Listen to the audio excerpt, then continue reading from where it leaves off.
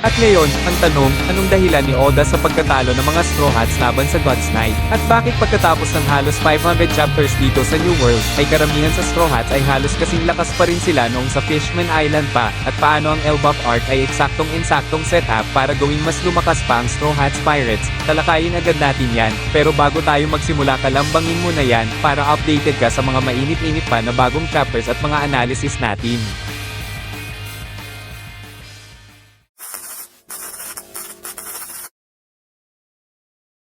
Sa kasalukuyan, grabe ang sinapit ng Straw Hat Pirates, literal silang dinurog ng God's Knights, at hindi lang sila, pati na rin ang buong Elbaf, wasak din.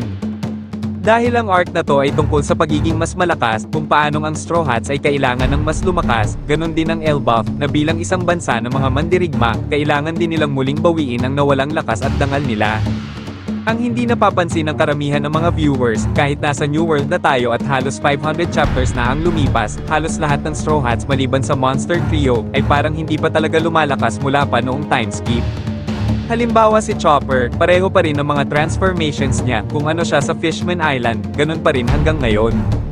Si Franky naman, ang pinakamalakas niyang anyo, ang Franky Shogun, at ang ace weapon niyang Radical Beam, ay eksaktong pareho pa rin simula pa nung nasa Fishman Island, walang bagong armas, at wala ding bagong upgrade. Habang si Brook wala ring improvement, si Jinbei, ganun din, parang wala ding nagbago. Kahit si Nico Robin, na ipinakitang marunong na sa Fishman Karate at may Demon Floor, matagal na din niyang hawak ang mga yun simula pa nung sa time skip, ang totoo, wala lang talagang pagkakataon si Robin na ipakita ito bago pa ang laban niya kay Black Maria. Si Usopp naman, nagising ang observation hockey niya sa New World, pero hanggang ngayon, hindi pa niya talaga nagagamit yun ng maayos sa totoong laban.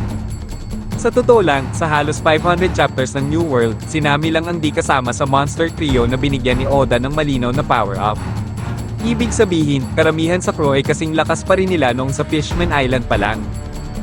At malinaw naman sa ating lahat, hindi yun sapat dahil papalapit na ang pinakamalaking final war, at lalong para din ito sa crew ng future Pirate King. Kaya kailangan talaga nilang maranasan ang pagkatalo nila sa Elbaf dahil dito magsisimula ang tunay na paglakas ng Straw Hats. At hindi lang yan, oo, si Zoro at Sanji lang lagi ang nakakatanggap ng malalaking power-up sa Wano, pero kahit sila, unti-unti na ring naiiwanan ni Luffy, na sunod-sunod ang power-ups mula pa nung simula ng New World.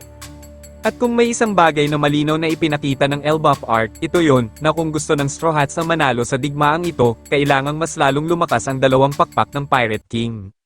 Dahil sa susunod na arc, si Zoro at Sanji ay kailangang makipaglaban sa tabi ni Luffy, harap-harapan, laban sa pinakamalalakas na nilalang sa buong mundo, para sa kanilang kapitan.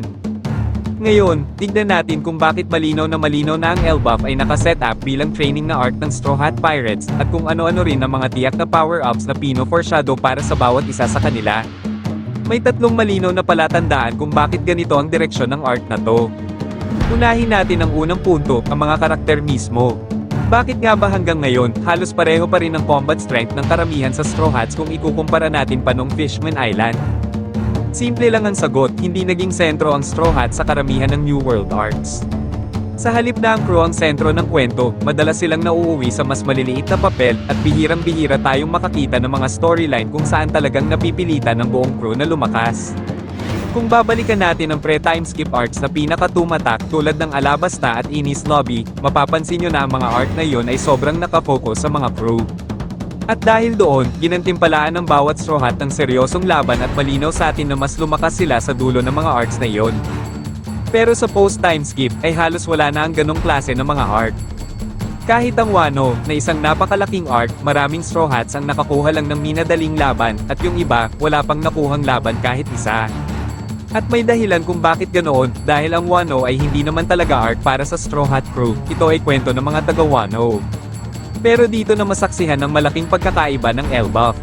Dahil sa wakas, ito na naman ang arc kung saan ang Straw Hats ang tunay na sentro ng kwento, at hindi sila pang support lang dito.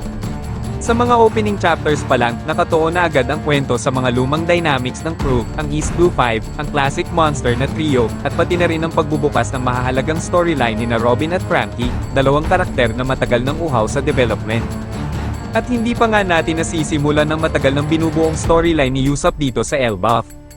At oo, may mga giants dito, pero malinaw na side characters lang sila, maliban kay Loki, na tinatratong may pangunahing papel sa kwento. At ang pinaka-importante sa lahat ay ang laban nila kontra sa mga Gods Knights ay mukhang low point ng arc ang sandali ng pagkatalo ng mga bida, at hindi ito tulad ng karamihan sa New World arcs. Ngayon, ang Straw Hats mismo ang ginawang makaranas ng pagkabigo. Sila ang nandun, sila ang natalo, sila ang nakaramdam na hindi sapat ang kanilang lakas para ipagtanggol ang mga Giants. At napakahalaga niyan dahil ang ganitong klase ng pagsusulat ay kadalasang setup para sa paglakas ng mga bida sa dulo ng arc. At sa Elbaf, hindi lang ito mukhang simpleng character growth. Mukhang ang lakas mismo ang magiging sentro ng pag-unlad ng Straw Hats dito. At natural lang yan sa takbo ng kwento, malinaw na ang arc na to ay umiikot sa lakas at paghahanda para sa susunod na digmaan. Ang Elbaf ay dating pinakakilalang isla bilang bansa ng mga mandirigma, ang pinakamatapang na warland, na may pinakamalakas na hukbo sa buong mundo ng One Piece. Subalit iniwan ng mga Giants ng Elbaf ang landas na iyon, at sa halip ay pinili nilang maging mapayapa at mapagmahal sa kapayapaan. Isang desisyong marangal at kahanga-hanga, walang duda. Pero kasabay nito, pinahina rin nito ang isla at ginawa silang vulnerable. Unti-unting nawala ang lakas ng mga higanti bilang mga mandirigma. Gusto man o ayaw ng mga higanti ng Elbaf, darating ang pinakamalaking digmaan na naranasan ng mundo. Sa bilis at dali kung paano dinurog ang buong Elbaf ng iilang Gods Knights pa lang, kitang-kita na kailangan muling matutunan ng Elbaf kung paano tumindig at lumaban. Habang ang arc na ito ay magpapakita sa mga Giants ng Elbaf na muling bumabalik sa pagiging mga mandirigma, makikita rin natin ang Straw Hat Pirates na nakatuon sa pagpapalakas ng kanilang sarili, para tuluyan ng maging handa laban sa buong mundo sa Final War. Ang Fishman Island level na lakas nila kung saan matagal na nilang taglay ay malamang hindi yun sapat. At kahit sina Zoro at Sanji, na inilayo muna sa direktang laban-laban sa Gods Knights, ay malinaw na kailangan pa rin nilang lumakas. Sa katunayan, ang Wano ang unang arc kung saan sila tuluyang nakakuha ng malinaw na pag-improve sa New World. Isang bagay na sobrang bagal kung ikukumpara natin kay Luffy, na sunod-sunod ang paglakas mula pa nung simula. Si Luffy ay kaya nang makipagsabayan sa halos lahat ng pinakamalakas, mula kay Kizaru hanggang sa mga Gorosei, na sabay-sabay pa sa Egghead. Pero doon din natin nakita sina Zoro at Sanji ay masyadong limitado ang naging ambag kumpara sa kapitan nila. Ang kanan at kaliwang kamay ng Pirate King ay kailangang pumantay sa malalakas na karakter. Tingnan nyo na lang kung gaano kahirap kalabanin ng isang matanda at homie ng si Scopper Gaban, kahit para kay Luffy.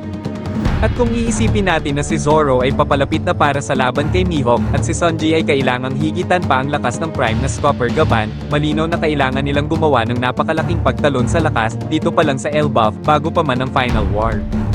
Malinaw na ipinakita na ang unang pag-atake ng Gods Knights ay simula pa lang, babalik sila, mas malakas, mas handa, at may malinaw na layunin, na sakupin ng Elbaf.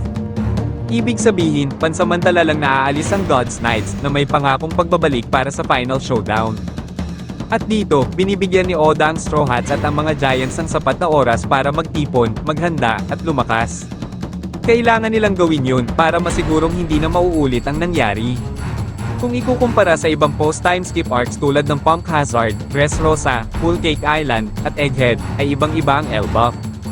Dito, malinaw na may binubuksang mas mahabang downtime sa kwento, na parang sadyang idinisenyo para bigyan ng espasyo ang mga bida na mag-level up. Sa New World, ang Wano lang ang may ganitong klaseng downtime, pero doon, si Luffy lang ang nag-training matapos matalo kay Kaido, habang halos walang focus ang natitirang Straw Hats.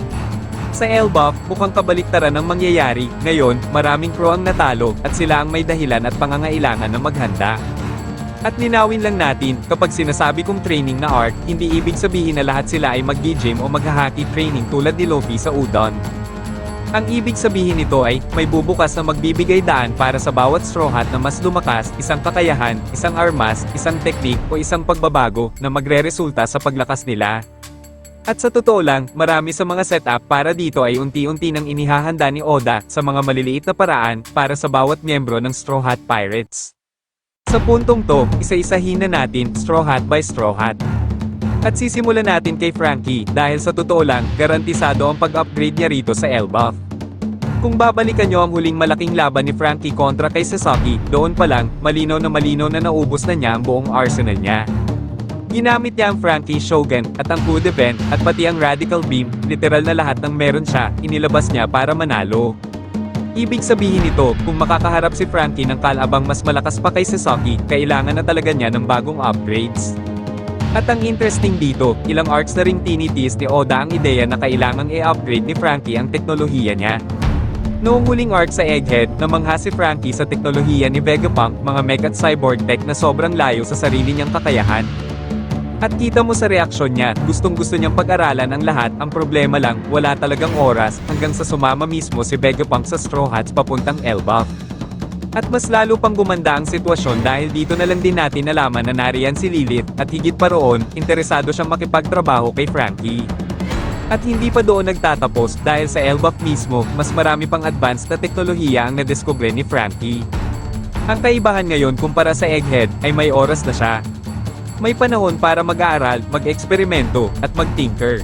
At mukhang pinahagingan na rin ni Oda ang isa sa posibleng next major upgrade ni Franky, noong binanggit ni Sanji dati kung gaano ka-interesado si Franky sa rapid fire laser ni Queen.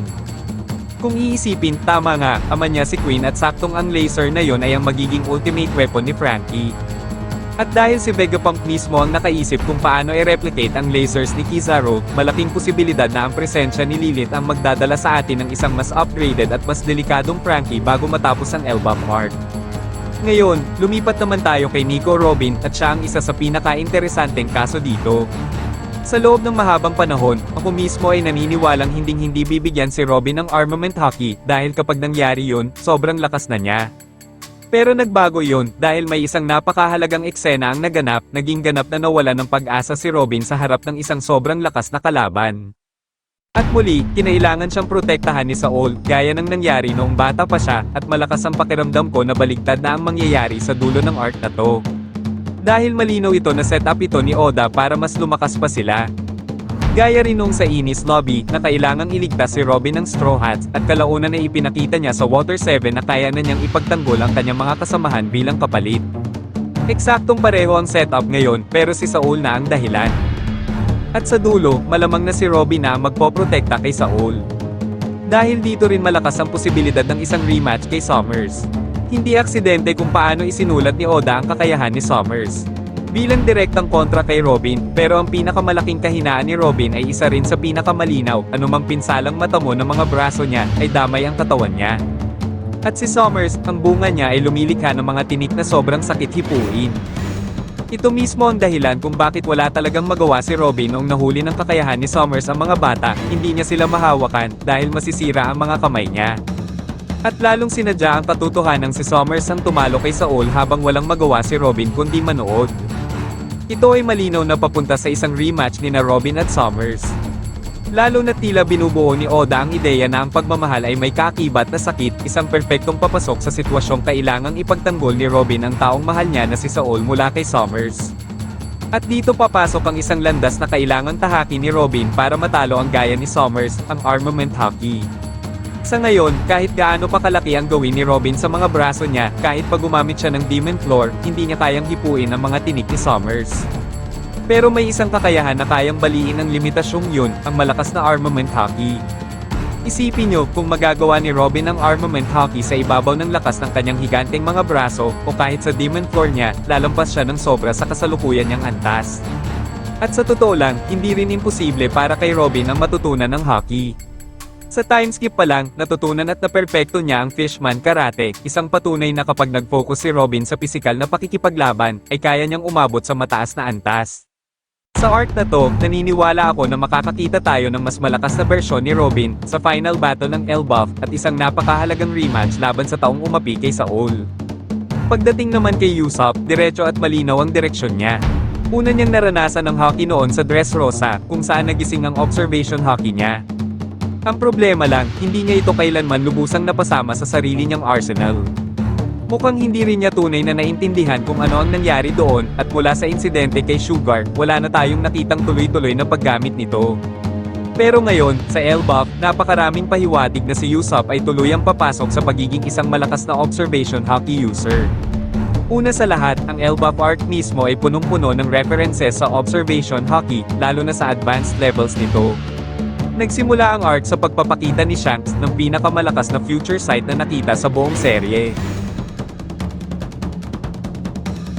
Ang God's Knights ay nagpakita rin ng kakayahang itago ang kanilang presensya, isang malinaw na senyales ng advanced observation hockey.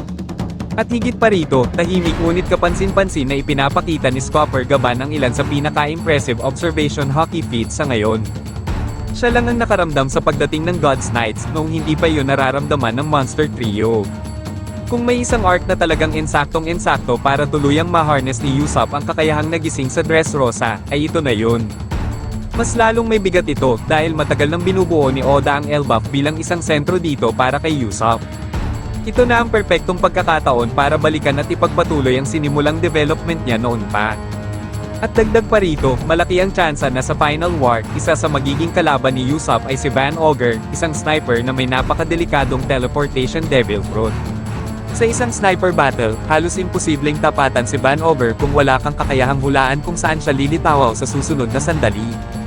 At ang tanging paraan para magawa iyon ay ang observation hockey. Kaya ang pag-usbong ni Usopp bilang isang tunay na observation hockey user dito sa Elbaf ay hindi lang posible, kundi kinakailangan. At pagdating naman kay Chopper, mas simple ang susunod na hakbang, ang paggising o awakening ng kanyang devil fruit. Ngayon, mas malinaw na kaysa dati na ang monster point ni Chopper ay isa lamang semi-awakening ng kanyang Zoan devil fruit. Noong una nating nakita ang mga awakened Zoan sa Impel Down, ang mga jailer guards, mapapansin na ang kanilang walang isip at malahayop na kilos ay halos kapareho ng monster point ni Chopper noon. Dahil dito, maraming nag-isip dati na ang monster point na ang mismong awakening ni Chopper. Pero habang tumatagal ang kwento, parami ng parami ang ipinapakitang tunay na awakened Zoan. At may malinaw na pagkakaiba, ang mga tunay na awakened Zoan ay ganap na may kamalayan, at may natatanging ulap o cloud sa palaging nakapalibot sa kanila. Dahil dito, malinaw sa retrospect na ang mga jailer guards ng Impel Down ay hindi pa ganap na awakened, kundi semi-awakened lang. Hindi nila kayang kontrolin ang kanilang awakening, kaya nawalan sila ng personalidad at wala rin silang trademark clouds, at kung ganun, malinaw ang ibig sabihin nito. Ang monster point ni Chopper ay hindi pa rin fully awakening. Oo, pagkatapos ng time skip, kaya na ni Chopper manatiling conscious sa kanyang monster point, pero ibig sabihin lang nito ay natutunan niyang i-control ang sarili niya sa isang partial awakening state. Ang kawalan ng cloud ay malinaw na senyales na hindi pa rin ito ang tunay na awakened form ng Zoan type niya. Kaya ang full Zoan awakening ni Chopper ay tila posibleng mangyari dito mismo sa Elbaf. Pagdating naman kina Nami at Jinbei, sila lang ang dalawang non-monster trio Straw Hats na hindi masyadong malinaw kung magkakaroon ng paglakas sa arc na to. At sa totoo lang, logical naman yun, dahil si Nami, kakakuha lang ng napakalaking power-up sa Wano sa pamamagitan ni Zeus. Maliban sa mas paghasa ng kontrol niya kay Zeus, wala talagang malinaw na dahilan para bigyan pa siya ng bagong major ability sa Elbaf. Samantala, si Jinbei naman ay isa ng New World veteran na nasa mahigit 50 taong gulang. Bukod sa Monster Trio, siya na ang pinakamalakas sa Straw Hats. At sa totoo lang, si Jinbei ay malamang na matagal nang nasa prime level niya. Wala ring malinaw na landas kung paano pa siya lalakas ng husto sa puntong kakailanganin ng isang training na arc. Para naman sa Monster Trio, sina Zoro at Sanji, naniniwala akong mas lalakas pa sila sa Elbaf. Kailangan pa rin nilang lumakas at sa lalong madaling panahon. Kung si Zoro ay dapat pantayan si Mihawk sa malapit na hinaharap at kung si Sanji ay lalampas ba sa prime ni Scopper Gaban, hindi maiiwasan na makakuha sila ng major upgrade. Ang pinaka-possible na senaryo, isang matinding laban sa Elbaf kung saan lalabas ang lakas nila habang lumalaban katulad ng nangyari sa Wano. Para naman kay Luffy, iisa na lang talaga ang natitirang aspeto kung saan maaari pa siyang mas lumakas ng maigi, ang Super Advanced Conqueror's Haki. Ipinahiwatig na noon ni Kaido sa Wano na malayo pa ang Conqueror's Haki ni Luffy kumpara kina Roger. At ang Joy Boy Haki moment sa Elbaf ay lalong nagpatunay na kailangan pa ni Luffy ng isang napakalaking leap para maabot ang antas ni na Joy Boy at Shanks. Pero dahil naipakita na si Luffy ay top tier na ngayon, at dahil ilang arc na rin na siya ang paulit-ulit na nakakakuha ng paglakas, malamang na ang final upgrade ni Luffy ay itatabi muna ni Oda para sa Final War. Sa kabuuan, ang Elbaf ay mukhang hindi arc para sa paglakas pa ni Luffy, kundi para sa paghabol ng natitira pang Straw Hats, isang arc na magpapatunay na karapat-dapat silang lahat na maging crew ng Pirate King. Pero ikaw, ano ang tingin mo? Lalakas ba ang Monster Trio dito sa Elbaf? At kung nagustuhan mo ang video na to, ay huwag kalimutang mag-like at salamat po sa panonood. Hanggang sa muli.